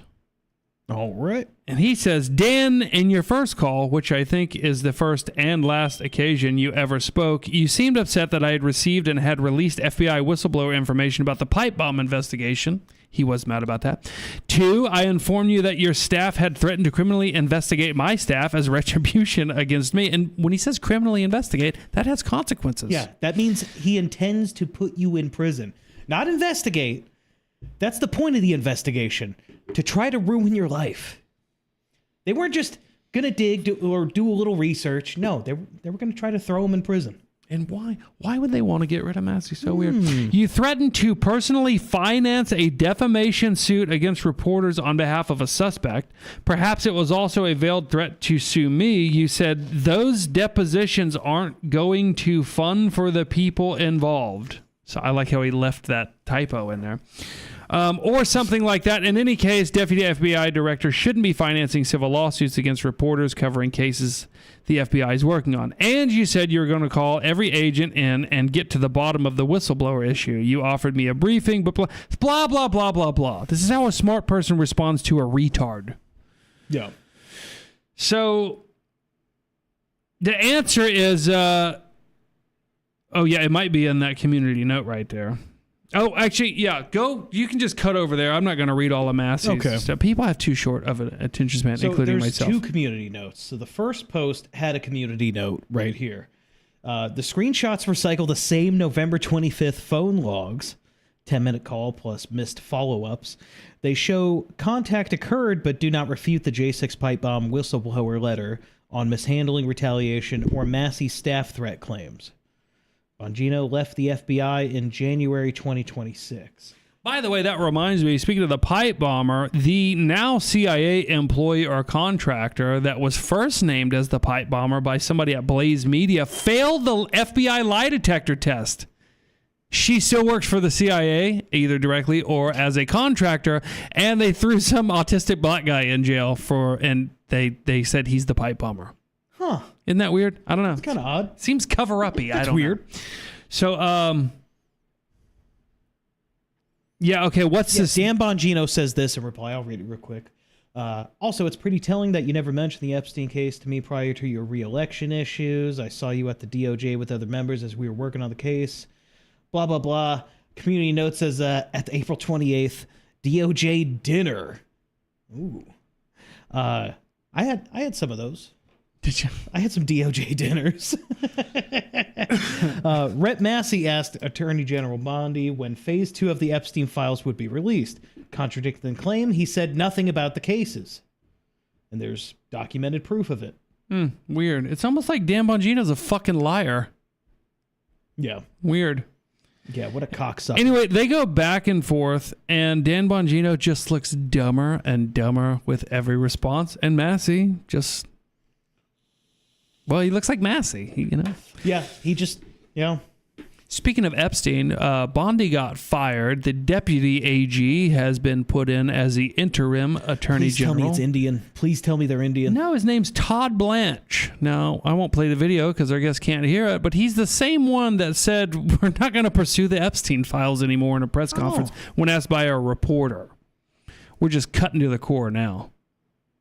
I'm going fast. Okay. It's getting close to 10. Yeah.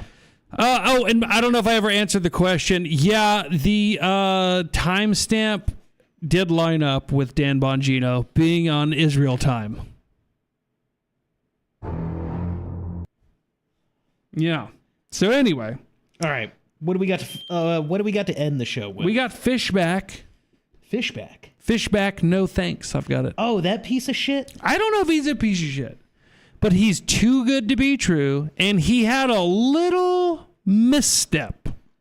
He had a tweet that I actually want to pull up. That's what I'm talking about. It's Big right Boss there. Sent me. No, you just had it. I just had it? It had the frog on it. Oh, okay. Here we go. All right, I'm pulling that up right now. Oops. Hold on. There we go. Boom. Okay, so this is in response to a Fishback tweet where he said, whether you were black or white, rich or poor, rural or urban, Christian, Muslim, or a Jew, you are part of this movement to put Florida first, to put America first. There's 2 red flags there. Right. Well, as many have pointed out, he capitalized black and did not capitalize white. That's kind of out of the frame of the shot. Sorry, guys, but take my word for it. Red flag 1. Anyways, Tony Michael X quotes it, capitalizes black, doesn't capitalize white, includes both Muslims and Jews in his so-called America First movement, which is funny. What's the point of your movement if you're including all those people that are detrimental to... Doesn't sound America First. It's not America First. Now, he's just running for governor of Florida. His numbers are low. I'm not saying he's not going to win. I don't really give a shit if he does or if he doesn't. Go ahead. What were you going to say about that, sir? I think he is having an America First platform. It's just the America that is it's an idea, right? America is just this idea. It's not a nation or a people or it doesn't have anything to do with blood and soil. It's just... what's that guy? Vivek Ramaswamy. America's an idea. Yeah. It's just an idea, guys. Let me tell you. I like how... Have you all seen the meme where it's the foreign guy? It's like, let me tell you about your country. Mm-hmm. I just realized in Mr. Westford's lower third and putting it out in a rush, I put the totally wrong...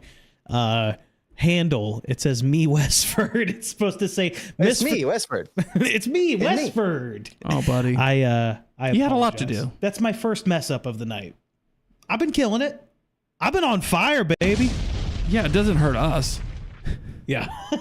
sorry, Mr. Westford. CK sends $5. It didn't pop up. CK sends $5. Welcome back, sir. Good to see you. Good to see you, CK. He says $2.50 for Dan Bongino and his tards. That's right. Rumble sent that other half over to old Dan. Thank you for the $5. Well, I'm about ready to wrap, but I don't want to leave the guest hanging and not saying anything that he wanted to say. So I'm going to say this, Mr. What was your friend? It was. Oh, that's Vil Nomerly. Vil. Gotcha. Yeah. It's like, I think it's short for William or Philip. Wilhelm? No. No, not that one. All right, let me just check and make... It'd be interesting to get a take on that. Okay, so we are back live again. That was not comedic timing, us shutting down the stream. I mean, that's... It's divinely comedic timing. But we did not do that intentionally. It's storming outside, and that's like the first time. There's been some pretty horrendous storms that have come through here, and we've never had a power outage here. That's like the first one I've noticed. Kind of funny. Okay, so for real now, all right? No trolling, no weird. I hope no weird power outages. Wouldn't that be crazy if a second time it happens as I'm hitting the button on you? Am I there? Okay, cool. Oh, there we go. Well, hey, it's me, Mr. Sorry, it's me, WESFORD. Me, WESFORD. You can find me over at Mr. WESFORD on Instagram, YouTube, Twitter, all that. My main project I spent last year on, more than Mr. WESFORD, is EWBSX, production company for Orthodox guys. It's not Orthodox radio, but it's part of the DNA. It's comedy, it's storytelling, it's inspirational, it's motivating, it makes you think. It's white pill energy that gets you through the work week. It's going to make you smile. It's going to make you laugh. You have input. It's radio for our guys. So you get to help steer where the ship's going. That's all of that. And I was hoping our host was here, but he had to dip due to the storm. He's out scattered to the winds now. But the last thing I wanted to say about monarchy, because I think it's an interesting part that's not really brought in all the time, is a part of why we don't have monarchy in the modern world is you have the emergence of the merchant class, which are these rootless people. And I'm not saying anything about a specific tribe, but there's some heavy, it's a fat Venn diagram. So there's rootless people that, they aren't part of the soil, right? They go from place to place. They're about the markets, they're merchants. So they're going on their trade routes, and the monarch would, if the merchant came and they wanted access to that market that's under that lord's realm, in his realm, the lord would say, you can or cannot do business here. So it's very much in their interest to behead the monarch's head, behead him, because then they get access to the market. That's why you have Freemasons doing these rituals where they have the beheading of the king and all that. And we live very much in, like, Freemasonry is kind of an open secret. Like, they won. So, I mean, it's kind of still around, but we're kind of swimming in it. Yeah. So a wise man once said, modernity makes Jews of us all. So we don't even realize how much of that merchant class mindset we are all swimming. Can't have it. Oh, yeah. They're swimming. They're swimming all right. It's a little shark fans. But yeah, that the Lord, the king, that's there to protect his people, protect his soil against parasitical merchants. That's something you don't hear about. That's a huge motivation from Freemasonry and Kabbalah and all that. Right. Yeah. No. It's our enemies that worship evil don't like the idea of a monarch, and that makes me like a monarch even more. You know what I mean? Especially all these what's crazy with is the you no hear kings protest. It's like, you know, I think I'd like a king. Well, you hear like, oh, like this monarch had all these bad decisions and they did this, and there was all these peasants and stuff. You look at their foibles, you look at their mistakes and how they learned throughout their reign and all this stuff. And then you look at like the leaders that came after them, like 30, 40 years, you're like, if those were the issues we're dealing with, give me those. I'll take it. There's pretty good issues. I mean, we got pogroms. Oh no. Yeah. Well, Mr. WESFORD, you've been one of my favorite guests we've had on, and I appreciate you coming on. Love you too. We've had we've had some pretty boring, bland people that were smart, but again, very milquetoast. And then we've had some really interesting people that were dumb as a box of rocks. But you're kind of the best of both worlds, my friend. Thank you so much, guys. Download the app on Google Play. It's EWBSX. Ooh, hold that up. Wait. Hold it still. I want to see if it pulls up for me. Let's see. Hold that right there. Oh, come on. Yeah, I think it's twisted a little. Oh. Bastard off. Feels weird. Now I'm moving both my arms. It's worse. Other way. Other way. I don't know which arm to move. Let me twist my camera. Oh. Okay, that's not working for me right now, but guys. Wait, I'm retarded. It's on here too. Oh, come back. Okay, hold it still. Hold it still. We're gonna try this one. Nope. A little farther out. Yeah, I should just be moving one arm and moving both. Ah, damn it. It's coming in curved, so I don't think it's fully reading. Okay, let me just say. I got a third one. You got a third one. Oh, geez. Okay, hold it still. Hold it still. We're going to make this work. Oh, it worked. Hell yeah, dude. It worked. Guys, EWBSX. Download it on Google Play. Eternal White Boy Summer. All right? It's the internet's most unhinged right-wing echo chamber. It's for us. Hey, dummy. It's for us. All right? Download it. Mr. Westford, thank you so much for joining us tonight.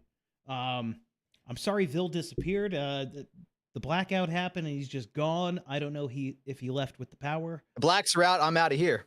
Oh, good move. And that's going to get that demographic. Darren, what's that demographic? Black people. Oh, you can't hear that clip. They go, that's going to get that demographic. What's that demographic? Black people. Anyways, everybody, have a good night. Thank you for joining us tonight. That's the show. Take it or leave it. I hope you take it. All right.